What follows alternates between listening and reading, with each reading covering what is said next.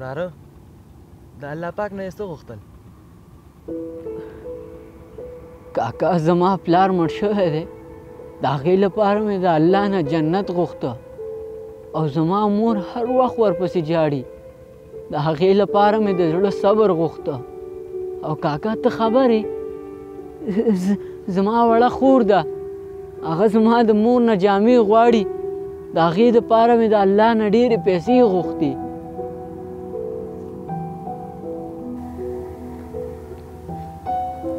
وراره ته مکتب ته ځې؟ او ځمه. څویم سیم کې؟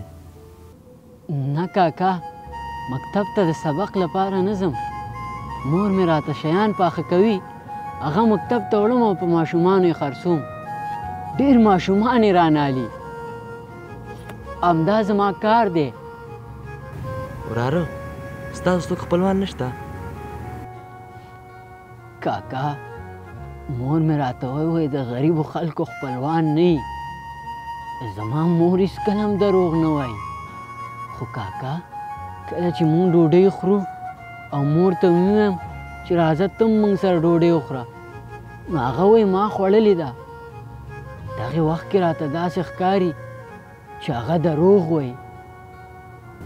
که د کور ضرورتونه یې ټول پوره شي ته بیا سبق وایې؟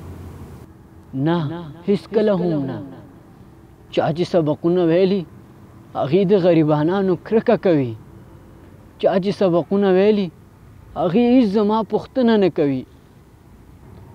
زه هره ورځ دې جومات ته راځم، چا هم زما نه پوښتنه ونه کړه.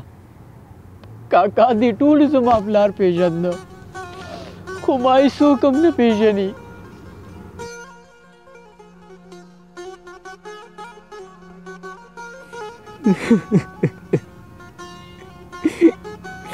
کاکا کله چې پلار مړ شي که نه نو بیا ټول خلک پردي شي.